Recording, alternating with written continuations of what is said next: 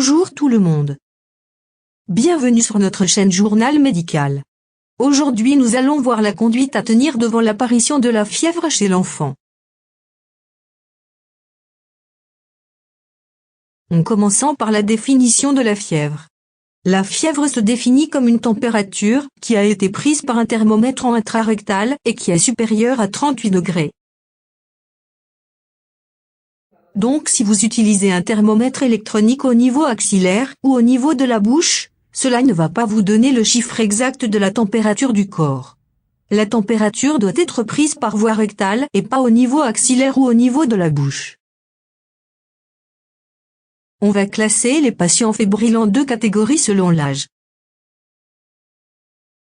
D'abord pour les enfants fébriles, dont l'âge est inférieur à 1 mois ou chez le nouveau-né. Si la température est supérieure à 38 degrés, il faut hospitaliser le nouveau-né et faire des explorations radiologiques et un bilan biologique complet. Commencer la triple antibiothérapie.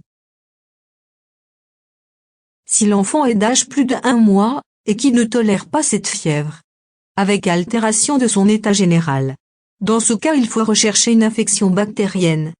Il faut hospitaliser le nourrisson et faire un bilan complet biologique et radiologique. Il faut démarrer l'antibiothérapie après avoir fait des prélèvements d'hémoculture et ECBU.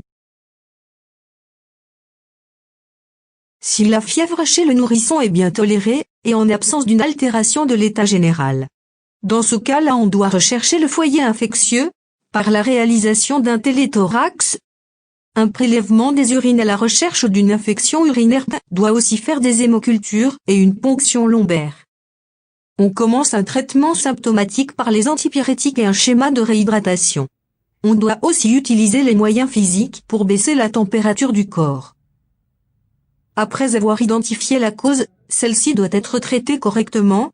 Donc le traitement étiologique est essentiel. Si la fièvre est prolongée de plus de 5 jours sans explication, on doit faire toute une enquête étiologique pour rechercher la cause exacte. On commence par l'interrogatoire des parents. En demandant l'âge de l'enfant, les antécédents pathologiques médicaux et chirurgicaux, on doit savoir le rythme de la fièvre et ce qu'elle est permanente ou intermittente. Nocturne ou diurne. On doit rechercher la notion d'infection ORL récidivante, comme une otite ou une laryngite. On doit rechercher des signes accompagnateurs comme par exemple hématurie, vomissements, douleurs et d'autres signes en rapport avec l'étiologie de la fièvre. On doit aussi rechercher la notion de voyage en zone d'endémie pour éliminer certaines infections comme le paludisme. Après un bon interrogatoire, on doit effectuer un bon examen clinique complet et minutieux de la tête aux pieds. Et puis on doit faire un bilan complet de première intention en demandant la vitesse de sédimentation, le dosage de la C-réactive protéine, les bandelettes urinaires et le CBU, les hémocultures au moment des pics thermiques, et une radiographie de thorax à la recherche d'infections pulmonaires. Un bilan de deuxième intention peut être fait aussi si l'étiologie reste inconnue. On demande l'intradermoréaction à la tuberculine pour rechercher une infection tuberculeuse, la goutte épaisse, et d'autres explorations spécifiques selon le contexte du malade. La recherche étiologique est une étape essentielle pour le traitement. Les étiologies de la fièvre chez l'enfant sont multiples.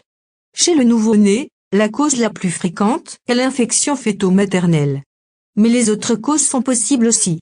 L'infection peut être bactérienne ou virale comme la mononucléose infectieuse, l'hépatite virale et les infections parasitaires comme le paludisme et Kala-Azar. Il faut éliminer aussi une cause tumorale ou hématologique.